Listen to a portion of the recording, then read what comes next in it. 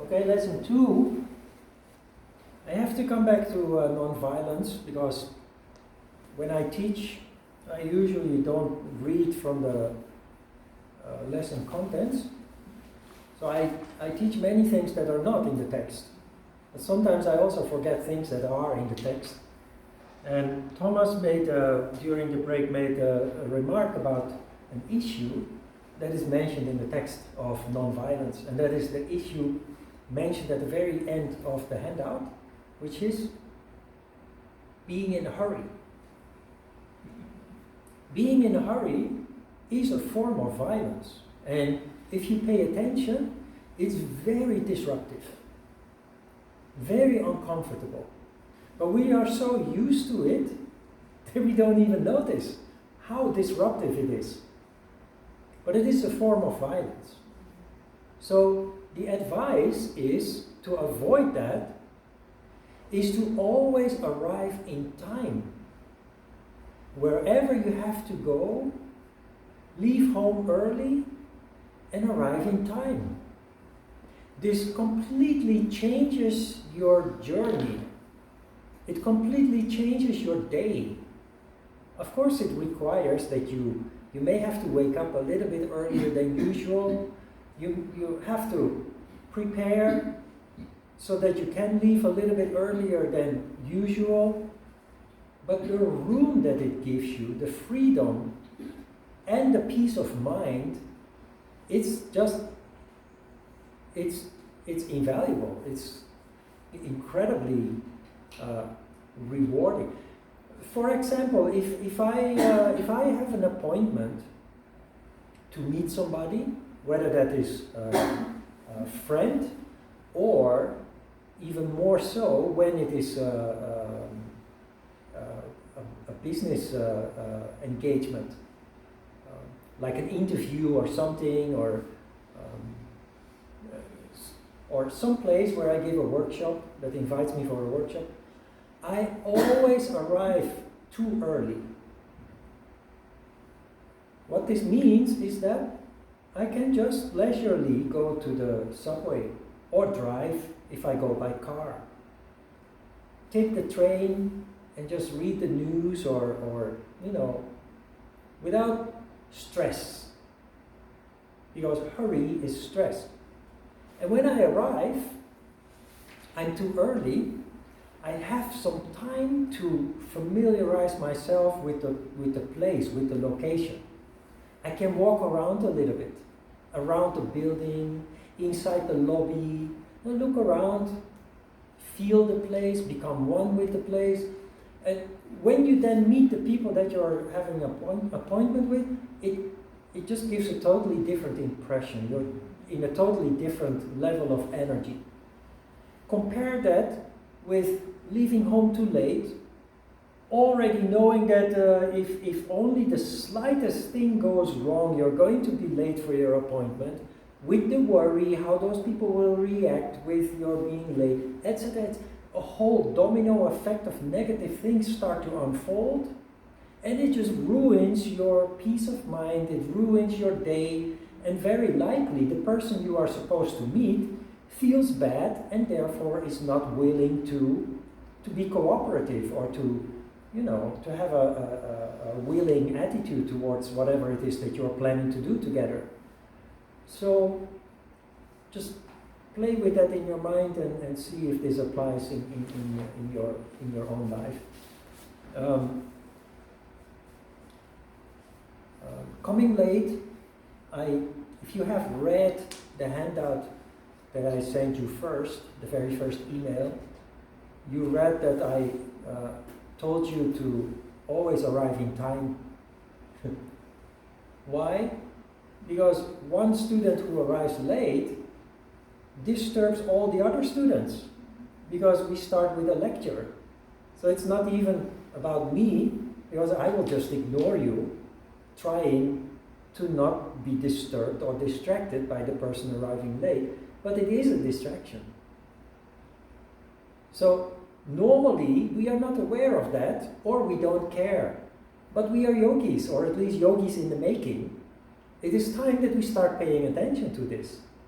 simply because it generates negative energy, negative vibration.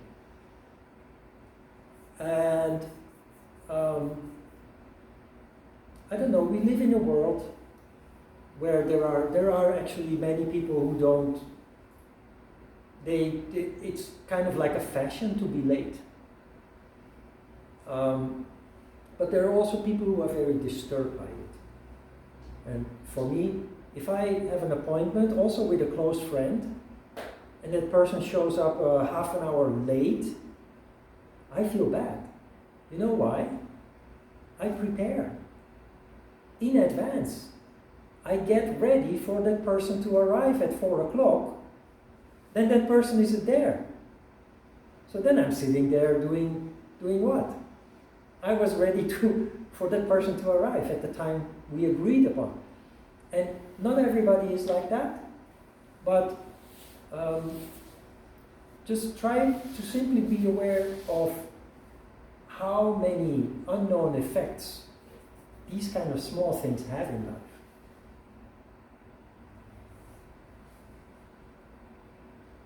In fact,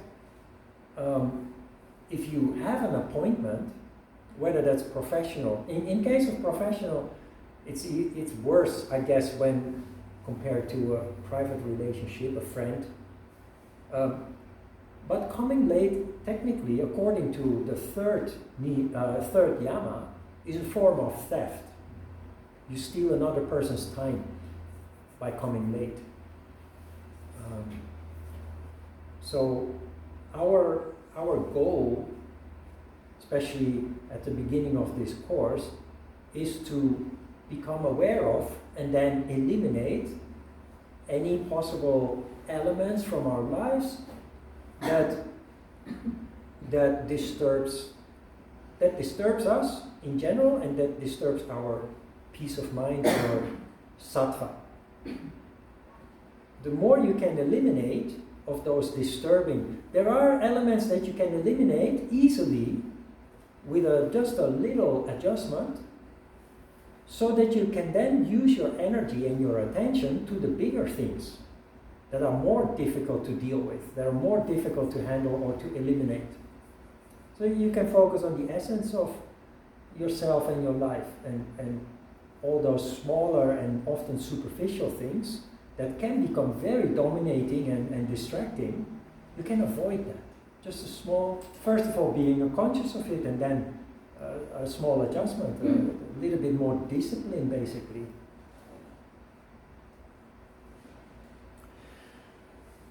So we arrive at the second Yama, which is Satya. And Satya is a refusal to go along with lying.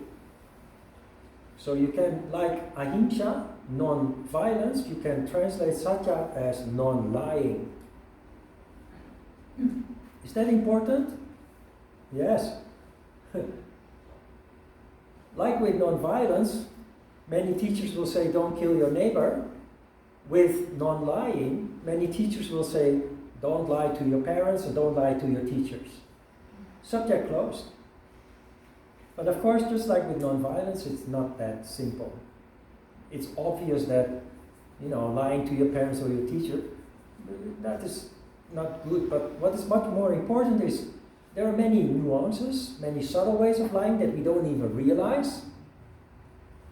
And there is also many ways that we can be violent to ourselves. We often are more violent to ourselves than other people, mentally, internally. But we also very often fool ourselves into believing something that is just totally unrealistic, which is a lie. And lying has many repercussions also, because consciously, but more often subconsciously, people pick up on your lies and will react accordingly, just like they would with violence. Why do we lie? for the same reason that we commit violence. We lie to take the easy way out. We lie to take shortcuts. Like with violence, if you do effort, using diplomacy, soft persuasion, love, you can come a long way in achieving things. It's the same with lying. To avoid lying, we simply have to do effort to tell the truth. Telling the truth is difficult because the real truth is often an inconvenience or an embarrassment or something, that needs to be brought in a careful way, in a diplomatic way, not to hurt the other person, and so on. So we need to do effort, right? And so subconsciously, I'm not saying deliberately, if it's deliberate, then it comes close to evil, but it's just human nature that we try to take the short way, the shortcut. So we tell a lie out of convenience, or so we think. You even have the concept of white lie, which can be justified in some cases. But lying in general is a breach of the energy flow, and people feel that. The anecdote that I have for you is that when I was a child, I come from a big family. We lived in a small 3-bedroom house. So after school, you don't stay at home. You go out because there's too many people at home. You always go out. So you always play outside with your friends, which is a good thing, I think, for kids. They have to move, fool around, and what have you. But invariably, you come home late for dinner. To which my mom says, why are you late for dinner? And you have some kind of excuse. Always you have some kind of excuse. To which my mom would say, you are lying. And you try to make your most sincerest face, saying, no, it's really true. And she said, no, you're lying. How do you know? It's written on your forehead. So the first time she says that, you go into the bathroom and you look in the mirror. So you go back to your mom and you say, what do you mean it's written on my forehead? There's nothing. It's just a way of saying. It's just an expression. Your mom feels by your energy, intuitively, that you are lying. You do too. Subconsciously, all day, you go through life in your personal relationships and your professional relationships and anybody you come into contact with. You are, with your antennas, you are scanning for the meaning behind people's words, the truthfulness behind people's words, or the lies that they are projecting on you. You do that subconsciously, unknowingly even. And the thing is, when people lie, just like when people are violent, you will react accordingly. It's ugly when people lie to you, especially people who are close to you, who really matter to you, like your own parents or your own partner for that matter, or your children. Or it can be really hurtful when it is about serious things. So the consequence of lying is, we call it disharmony in relationships, but it really destroys relationships. It destroys trust. It destroys respect.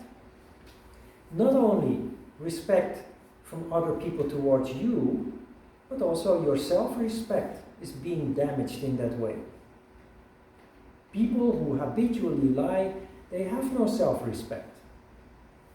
People with self-respect will try to maintain that by trying to avoid lying. But it means that you have to start doing effort to be honest, truthful, bluntly honest, I would almost say. Now, having said that, being bluntly honest can really hurt people. So you have to do even more effort because being bluntly honest can end up becoming violent, as it can harm people. So just blurting out the truth is not being truthful per se, because it can become even worse than just simply lying.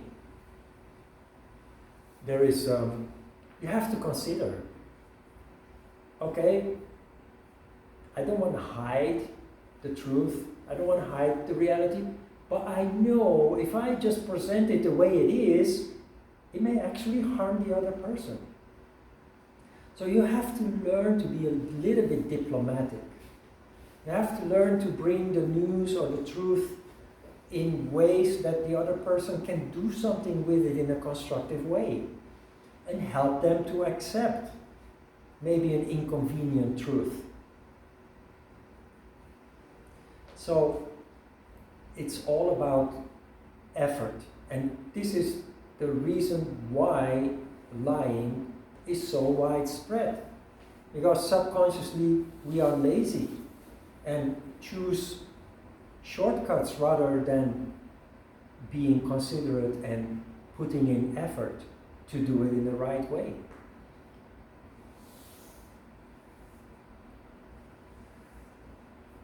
So when we discuss this subject, at the very beginning in the early 2000s, that I started teaching teacher training courses, we discussed the subject, and there was a guy who said, hey, you know what?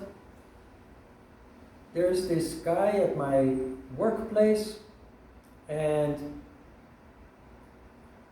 you know, he's having affairs with married women. Not one, but 3. And I think what he is doing is really wrong.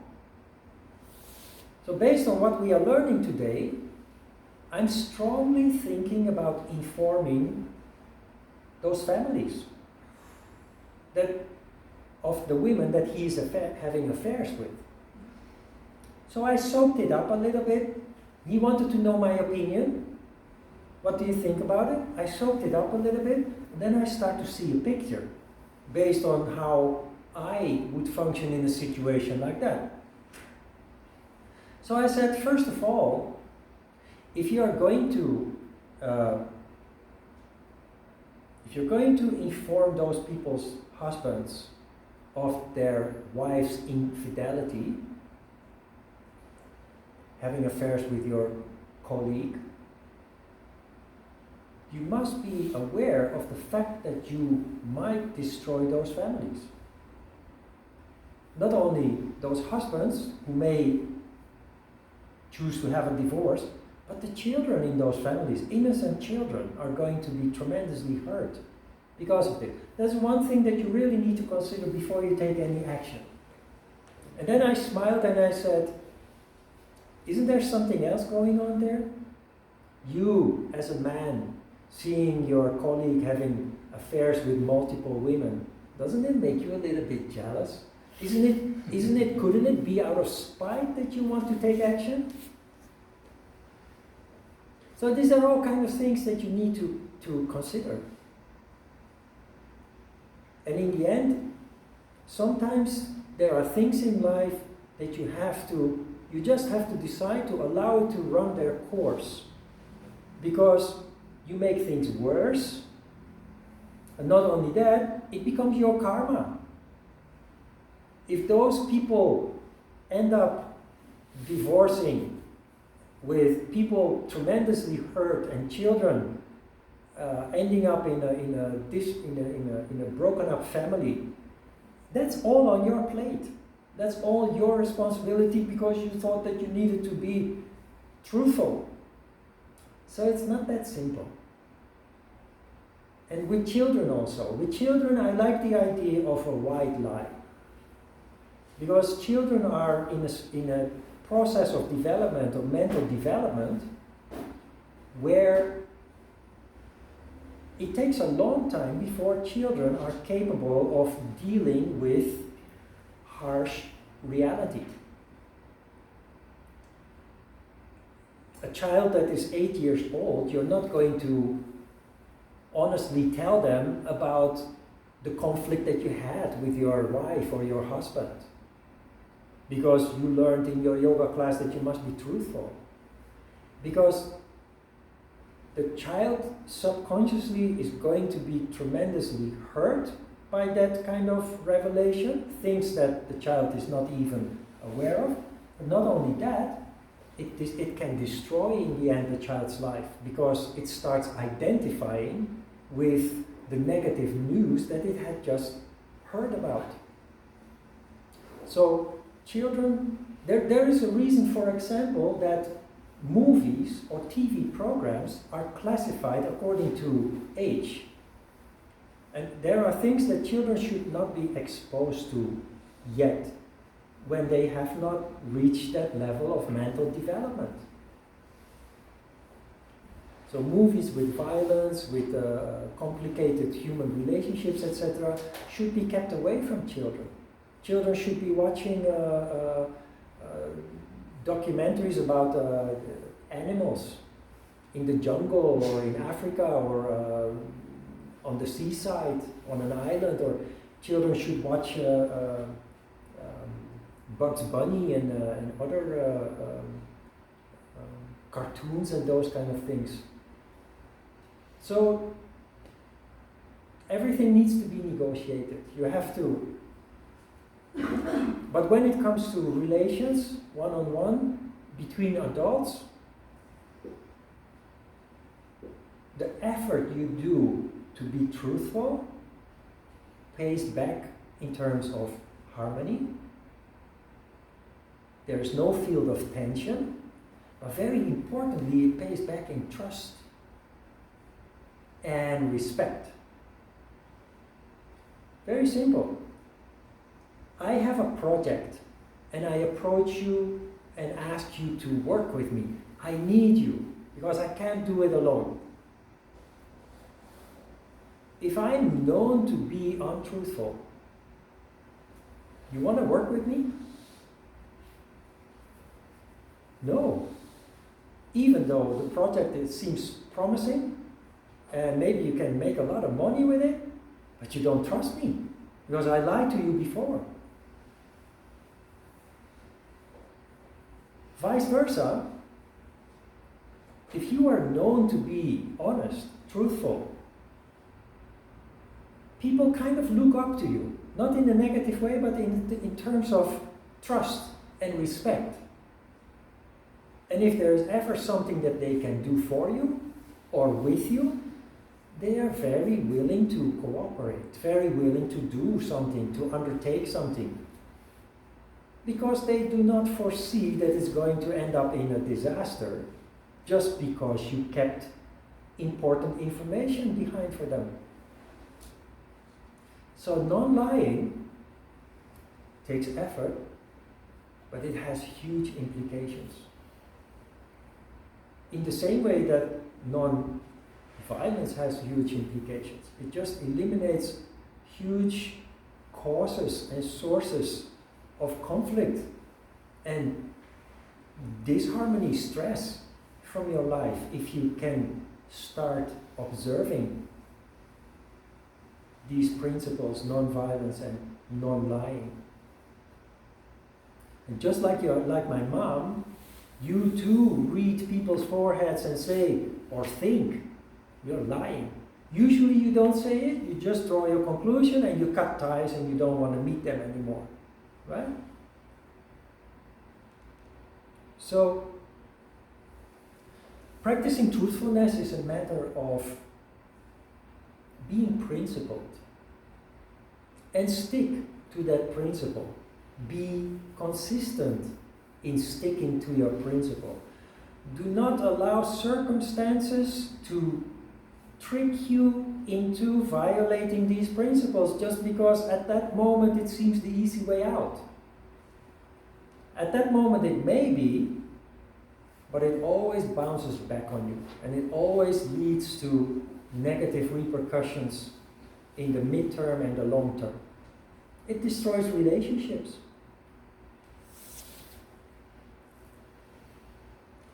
So that is about lying.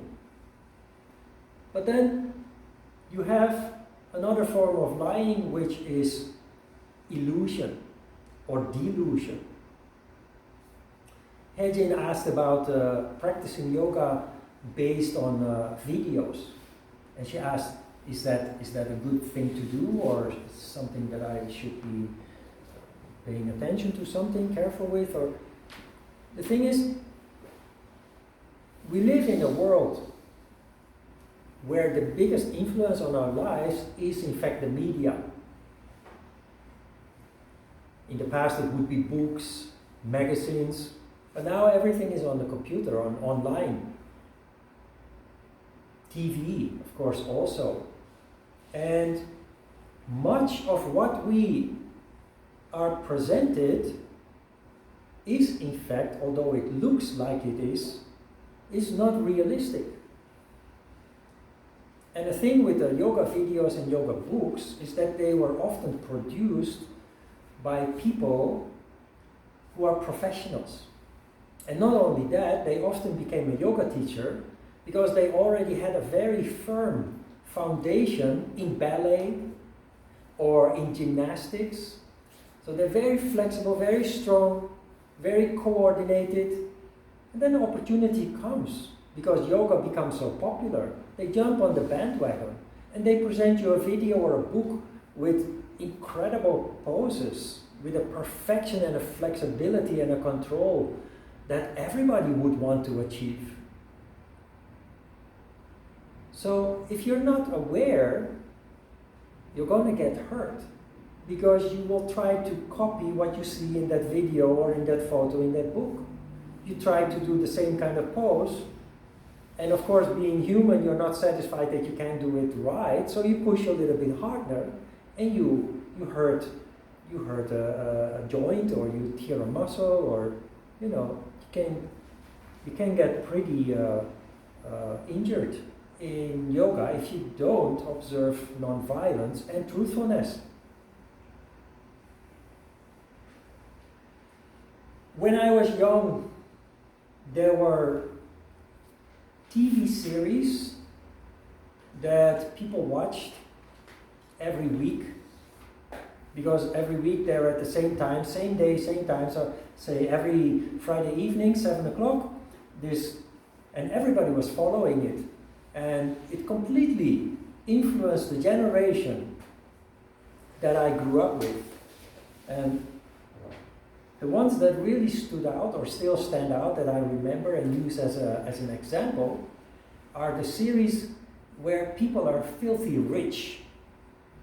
There was a series called Dallas, and there was another series called Dynasty. It was about the rich people in Texas who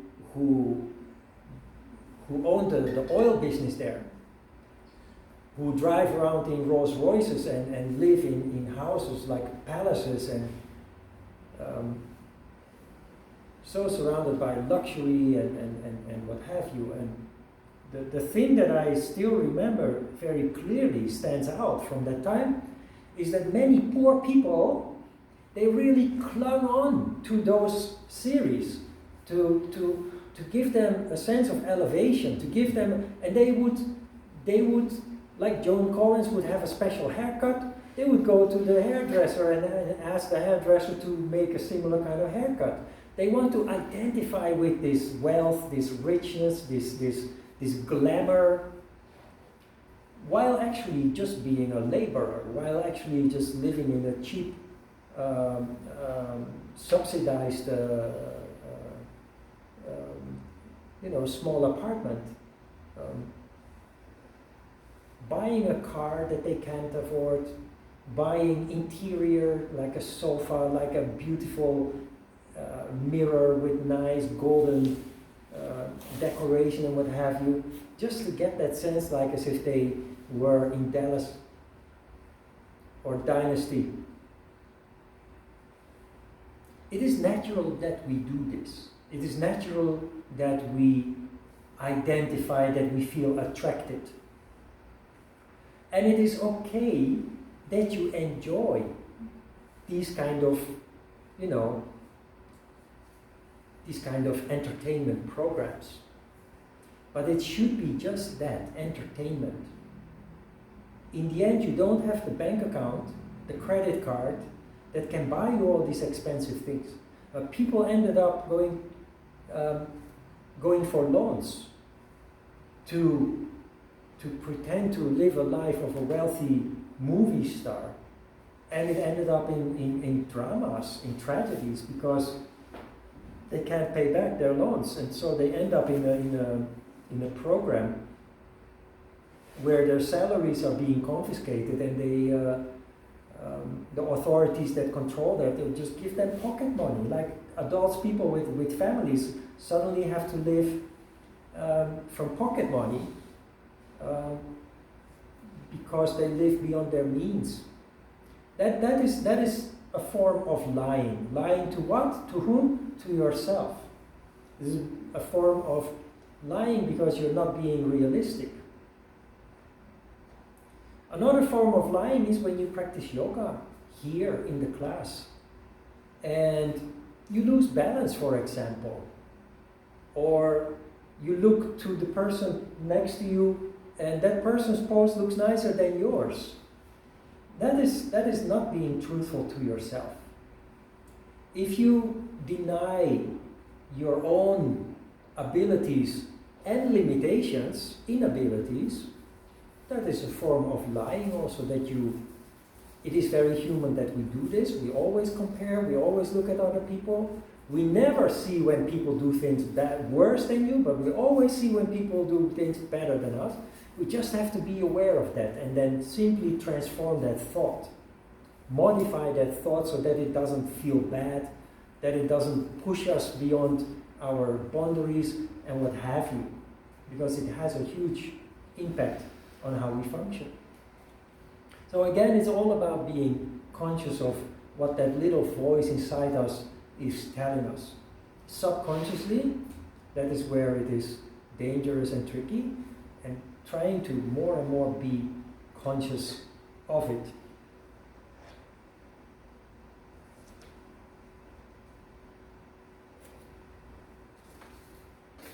The one major thing that I always tell in lesson 1 when we discuss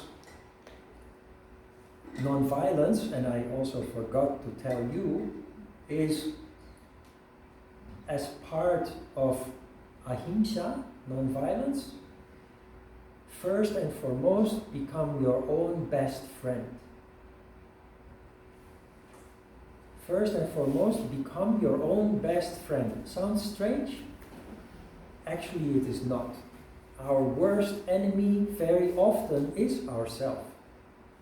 There is this voice inside us that is constantly criticizing everything that we do.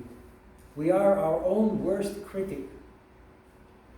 We have very little tolerance for making mistakes. Often we have more tolerance for others, people's imperfections than we have towards ourselves. That's not truthful. It's violence, a form of violence, but it's not truthful either. So we have to stop destroying ourselves in such a way. In the same way with truthfulness, to put truthfulness into practice, start simply being yourself. Can you see that? Does it sound strange? What does it mean to be yourself? Well, first of all, start seeing the things that we discussed about how we have been indoctrinated since we were born to create an image. To create an image about who we think or would want to be. Like a movie star or a pop star. All children, teenagers, they have posters on the wall of their bedroom with their idol. I had posters of Bruce Lee. And I was dreaming of being Bruce Lee. And Bruce Lee has empowered. Still today, many years after his death, he is still inspiring young boys like me to make something of their lives. There's nothing wrong with that, but the moment that you think you are Bruce Lee, then you're going to get lost. You become schizophrenic, literally schizophrenic. You lose your connection with your true self. So as a young person, you pull yourself up by people who do extraordinary things, sports stars, can be movie stars, people like the appeal of Bruce Lee is his charisma, always overcoming difficulties in his way. But you have to be realistic.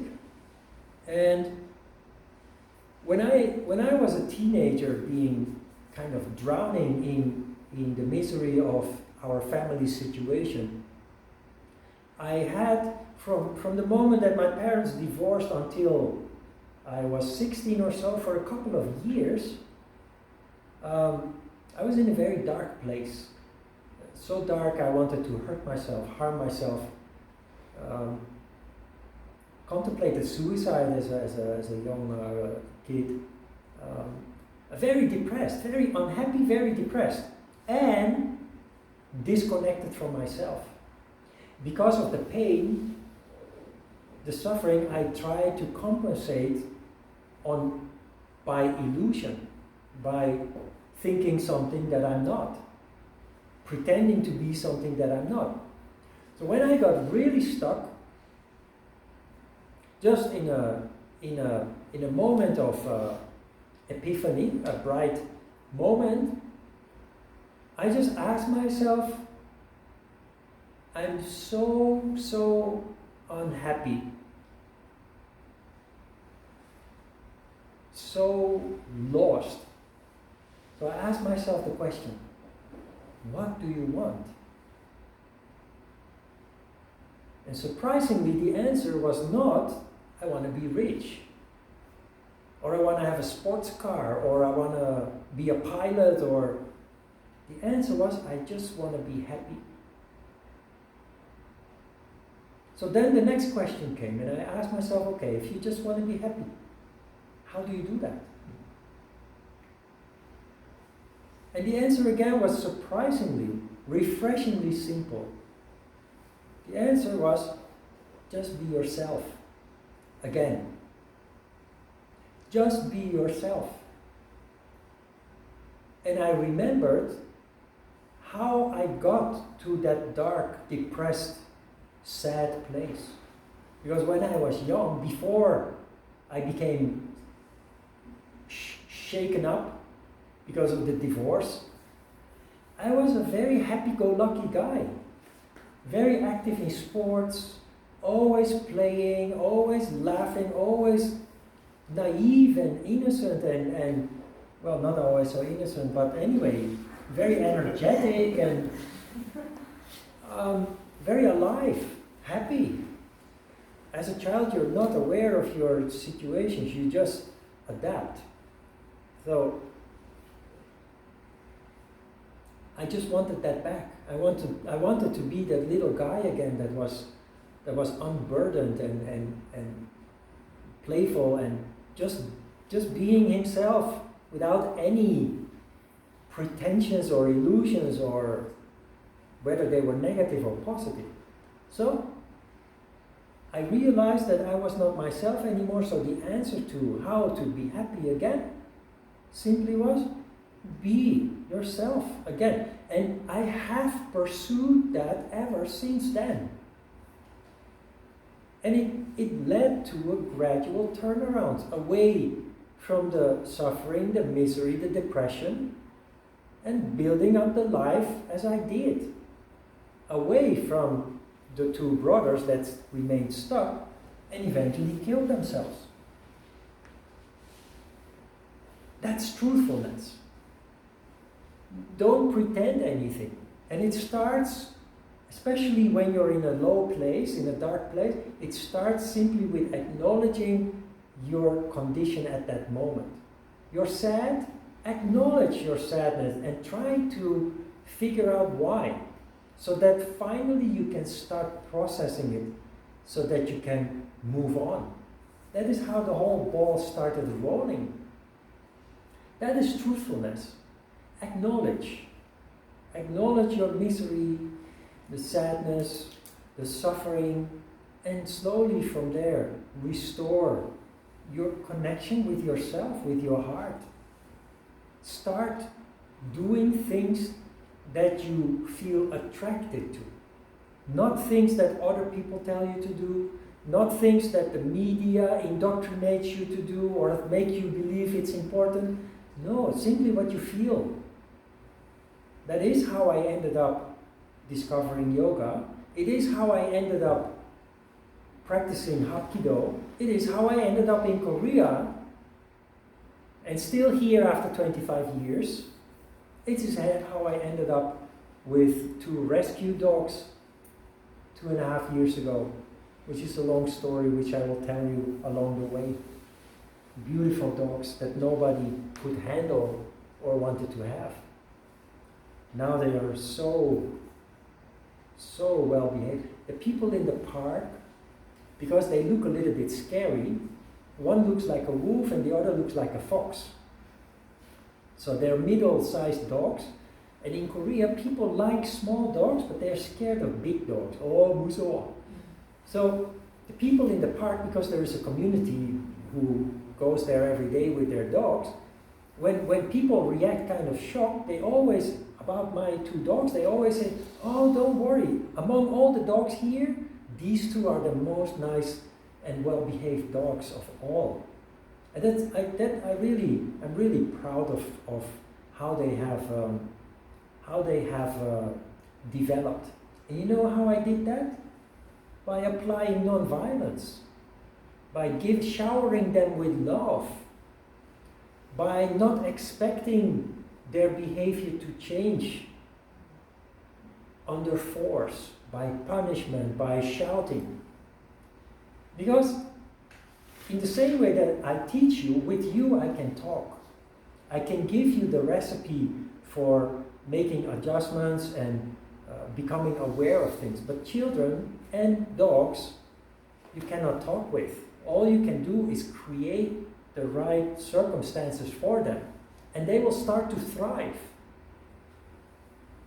So first of all, just let them be, because I just told you, you want to be happy, just be yourself. So just let them be. Feed them. Give them comfortable food, because everybody recovers, heals, if they can have foods that they enjoy. After every walk, they get a small snack, a delicious snack, and once a day they have a proper meal, which I boil a big pan of bones and meat, and I mix that with their dry food, because before they didn't eat, so they were too tiny, and so I start making good food for them, and they are so healthy and happy, and they're just, I wish I could bring them here, but the owner doesn't allow me, so yeah. But for me it's a full-time job, but it's something that I needed, and it just came into my life, and I'm telling you, do in your life what you feel attracted to. What happened is, one of the dogs, they are brother and sister. They were born in a park, rescued, ended up in the center, and then 2 of them were quickly adopted and 2 of them remained. One of them, after a year, was adopted, and after 4 days ran away already. He ran away from their adopted parents. If you look at the map, from Sodeitpu to Yoido to the center in Sangamdong, it's almost one straight line.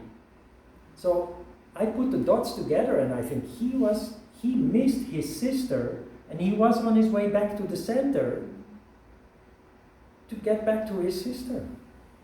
So he ran away from his owners. after 4 days after adoption. So he ended up in the park. Between where he came from and the park is only concrete and asphalt. So in a couple of weeks' time, he ended up in the park in January, January. And because there is this dog community, people started feeding, giving him snacks, water, etc. Now when I saw him the first time, I was determined not to have a dog anymore because my dog, 15 years old, died the summer before that, and I'm alone. And just mentally I thought, it's a big obstacle. It just keeps me from traveling, meeting people, etc. So, I did my duty. She lived 15 years, happy, healthy life. Now it's time for me. But I was not happy after she died. No purpose anymore in life. Nothing that inspired me. So I decided to stop teaching yoga. And the moment that I did that, Pada showed up in the park. And although I had vowed, I made a holy vow never to have dogs anymore. I just couldn't. I had sleepless nights. Every day I came with my red backpack with fresh water because it froze all the time. So fresh water, dry food, canned food, and snacks. Trying to befriend him so that at some point he would allow me to put a leash on and take him home. But he didn't. For 2 months, he took all the food, but he never allowed anybody to touch him.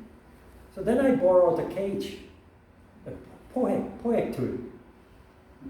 So I borrowed a trap cage, put very delicious smelly foods inside, and after 3 days he went inside and bam. So I brought him home, and because of the internet is a blessing in many ways. It can be a curse sometimes, but there's a lot of buzz going around. Everybody was aware of the dog, the police, the park authorities, everybody tried to catch him. It became dangerous, so I was really happy that he was finally off the street. But then the people from the center also knew that he had escaped, and they were looking for him, and then they knew that I had him. So they contacted me, and they wanted to ensure that at least he was in good hands, so they passed by, and okay. So anyway, Pada was very unstable. Took a lot of effort, but when things settled down a little bit, I contacted the shelter and I said, "Hey, he has 4. There were 4 puppies. So do you have any photos of the other ones? I'm really curious."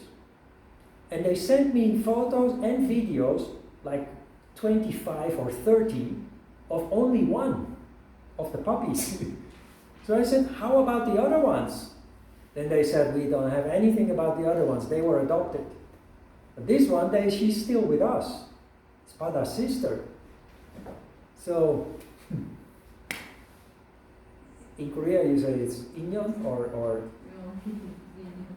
yeah, destiny. So I said, can I come and meet Bobby? Her name is Bobby. So yeah, sure, you can come by. How about next week? So I said, how about tomorrow? So I went there and I saw her. So emaciated, so skinny, so scared. So I connect the dots. Pada ran away because he missed Bobby. He was on his way back to the shelter. Bobby became depressed, stopped eating, playing with other doggies. So they couldn't handle her anymore. She didn't cooperate with anything anymore. When she needs her nails clipped or they need injection, what have you, treatment, she was very uncooperative. So they just left her to die in a cage 24 hours a day. So I realized Pada ran away because he missed Bobby. Bobby is miserable because she misses Pada. So 1 and 1 is 2. I just felt There's no way that I leave her here. I had to adopt her too. And it was right. Because the day Bobby came home, Pada was with me 5 months already. He had never opened up his mind. He just accepted my food, but he never accepted me to come close. Or if I would move into the bedroom, he would move out. If I would move out of the bedroom, he would move in, always trying to avoid me. Yeah, but the day Bobby came home, he turned on his back and he wanted me to touch his belly. And the next morning we woke up and he licked my face. He completely changed. As if he understood that I brought Bobby for him, which I did, basically. They're smart. They're a mix between Border Collie and Jindo. They're very intelligent. So you will hear more about them because for me I teach only one class per week, only this class. For the rest of the week I'm busy with Pada and Baba. It became a full-time job. But the thing is, I took this break for a year and I actually really thought I'm never going to teach yoga anymore. Just for a moment I was at a point that I thought, what is it all about? What's it all for? Why am I feeling like this? I must be a fake yogi. I'm never ever gonna teach anymore. What is the case? I was exhausted in a way. I was kind of, I passed 50, and often people who are older than 50, they have a burnout. I think that's what happened. Just reevaluating everything and looking back and picking out the negative aspects, and yeah, it happens to me also. I understand it, but that doesn't mean that you're free from it. So I took a year off, and the more time progressed, the more convinced I was never going to teach anymore. But then, in December, somebody called me and said, "Hey Ron," a student, Neda, I think maybe you remember Neda. Somebody called me and said, "Hey Ron, I'm in Yangtze and I'm with the studio owner. He grew up in America, fluent in English, and he has a studio in Yoido. He wants you to use the studio in the weekends if you want to have your courses again." And then the light went on. I became very enthusiastic again, inspired again, and this is how life goes. 1 step, 2 steps forward, 1 step back. And because I've been in this for so many years, I very clearly notice that each time that I have this kind of conflict or adversity or kind of a crisis, when the dust settles down, I'm not only a better human being, but also a better yoga teacher. My teaching is evolving over time enormously as a result of this dynamic process.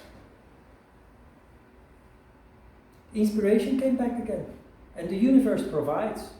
First, the universe gave me a dog because I didn't have anything to be passionate about anymore after my previous dog died. So the universe gave me a dog and another one. But then the phone rang. This has happened throughout my journey.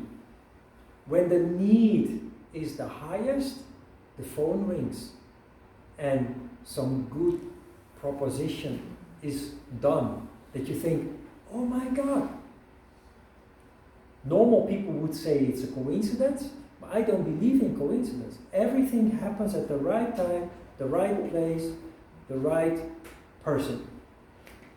But only when it is the right time. And you have no say in that. The universe, or God, if you will, decides that. And it really works.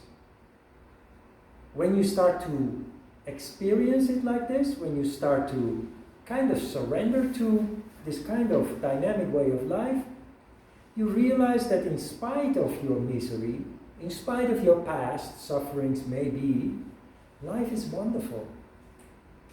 Life is wonderful. And that teaches you also that whenever you are in trouble, you must always remind yourself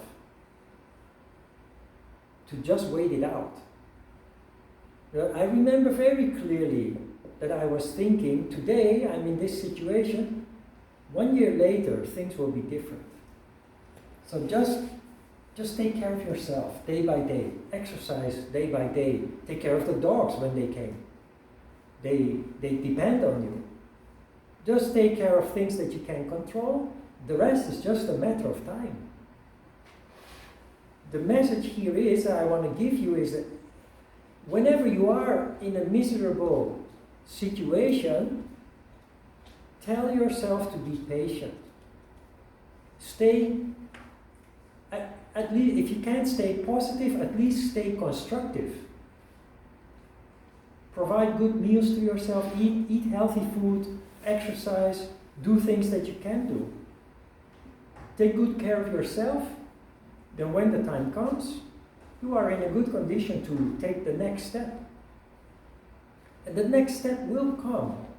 And it comes especially if you take good care of yourself and your attitude. Can you see that?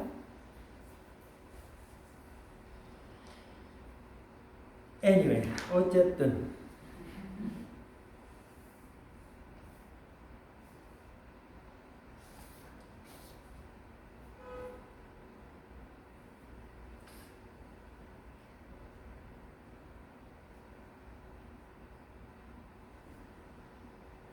the very last paragraph, I will just read it. The criterion to becoming a yogi or yogini is that you function intuitively from the heart. A very important step in achieving that goal is the practice of the yamas, but in particular the practice of Satya, truthfulness. Refuse to live a life dictated by the media, commercials, society, friends, family, and others. Find your own truth, knowledge, and wisdom. To function intuitively from the heart sounds very idealistic, but at the same time unrealistic. Because since we were born, we have been taught and trained to mentalize everything. And that is where we also become disconnected. How do you learn to live from the heart? I've already kind of explained it. When you feel attracted to something, follow up on it. If something makes you enthusiastic, attracted, follow up on it. But this also implies, and this is a little bit tricky, you must also stop pursuing or engaging in things that bring your energy down, that depress you, that things in life that you resent, dislike, or even hate. It sounds obvious, but most of us go through daily life doing things that we really don't. If we had a choice, we wouldn't. The family we are in, we didn't choose. The job that we are in often, we didn't really choose, it just happened. You leave school with a diploma and automatically you find a job in that field.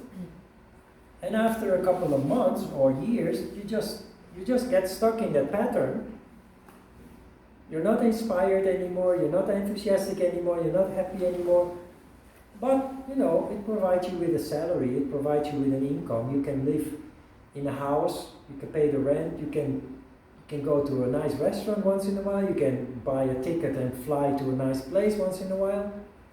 So in the meantime, you just keep in that pattern that actually kills your spirit, that doesn't really make you happy. Now, You cannot just quit your job because your yoga teacher says you must from today start following your heart. Because it's part of the practice of truthfulness. Because if you do that, you mess up everything in your life. You will lose your house because you can't pay the rent anymore. You will relationships will be destroyed. So how do you approach that as a yogi? In a sensible way is, first of all, figure out what you would like to do instead of what you are doing. Then you carefully prepare. The yogi is not foolish. On the contrary, I told you that it took me 9 years to prepare to come to Korea, while my friends, all within a year, they came. And they left again. So we have an expression in the Netherlands that says, you don't throw away your old shoes before you have new ones. That means for many of us that at least temporarily we will be more busy. We will be busier than we'd like. Why? Because you are with one foot in your old life that you were conditioned to live since you were born, but you slowly but certainly start putting one foot into a new life for which the groundwork still has to be done. You have to prepare in the form of, maybe you need to re-educate yourself. Maybe you need to learn new skills or new job, new something that you would love to do. But you cannot throw away your old way yet, because it gives you a firm basis. It gives you stability. So in my life also, whenever there was a need for change, I became unnaturally busy. But knowing that after a while, the storm will slow down. With something, if you are motivated, you can handle. It's a challenge that you will overcome, that will in fact empower you.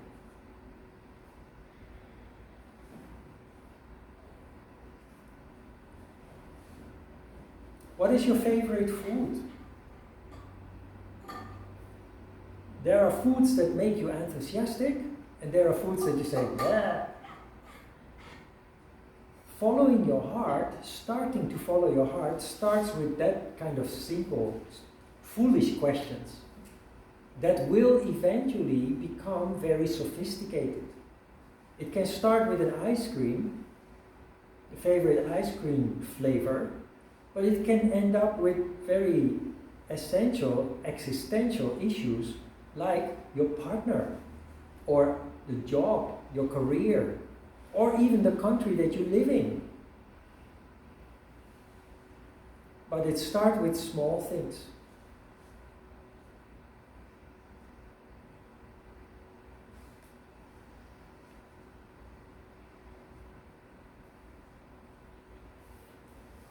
Questions?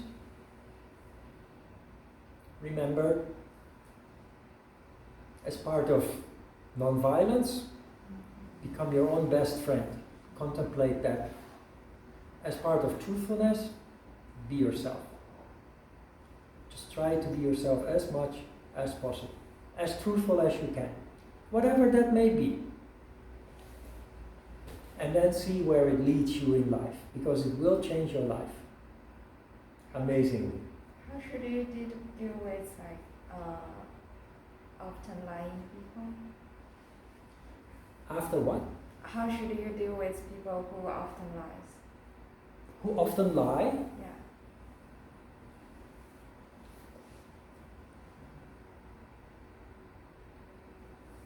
I think the answer is obvious. Avoid them. What if you are close to them? Then it is your karma. if it is a person who is very close to you, if it is a partner, for example, or a parent is somebody that you cannot get rid of. A partner, of course, you can, but you don't, because there are so many connections. You build a life together, maybe even have children, a house. There are many ties that make it very complicated and difficult. In that case, you have to buy yourself time and prepare.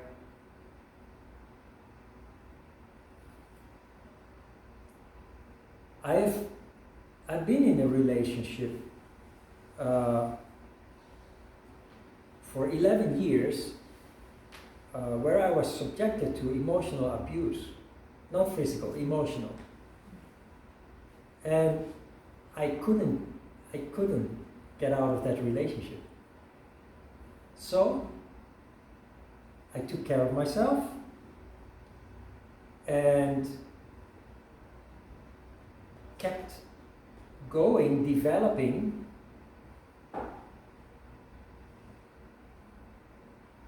knowing that sooner or later it would not be possible to continue. So it meant that whatever I could do to prepare, I would do. Study Korean, keep teaching yoga, trying to expand, trying to build my brand, what have you.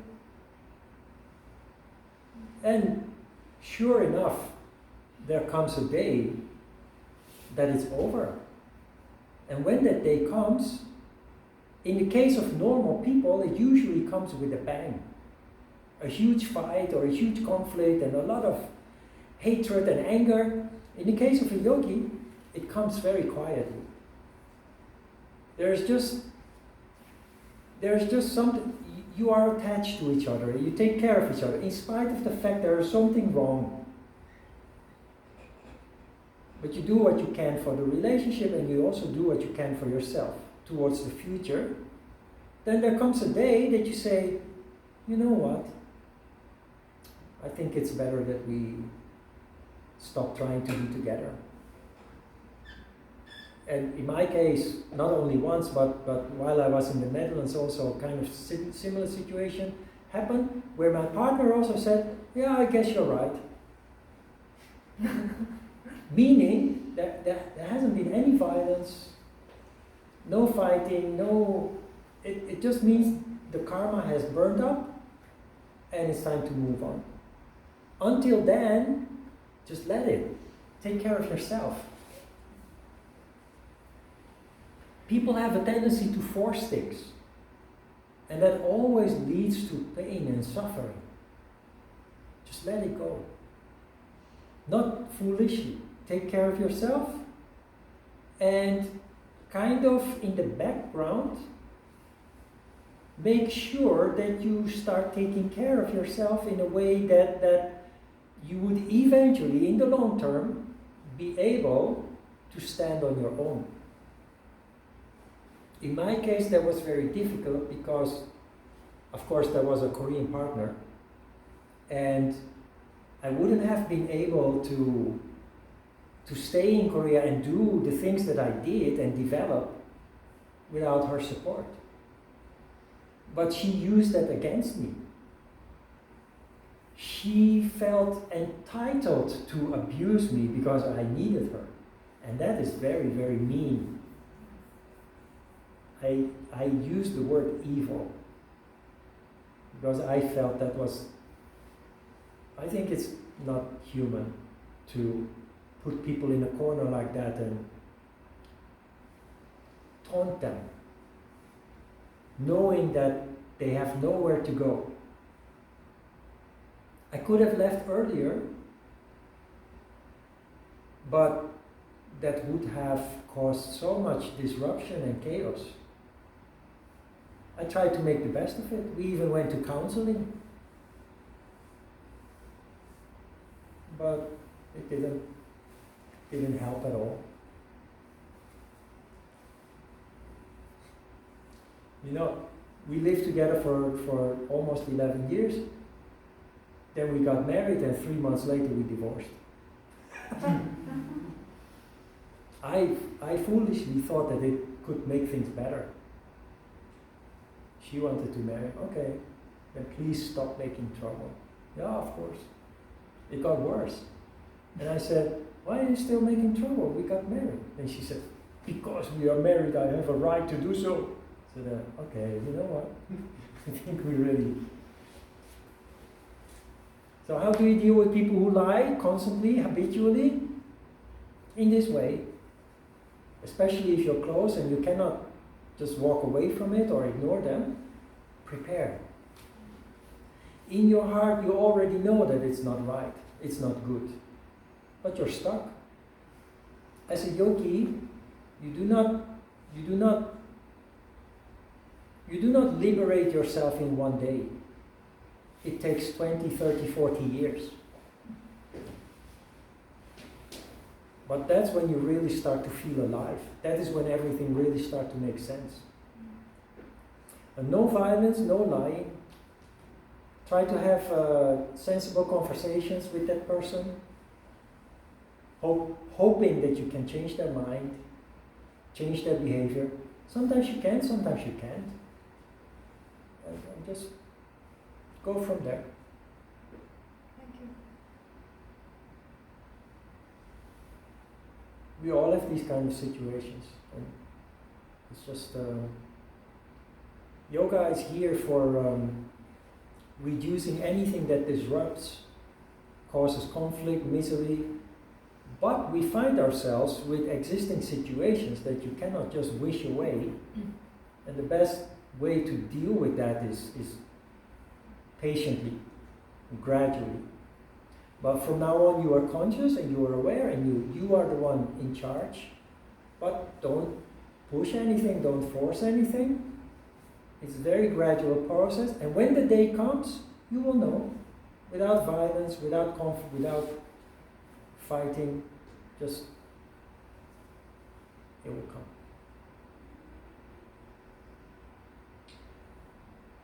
Okay, let's have a short break.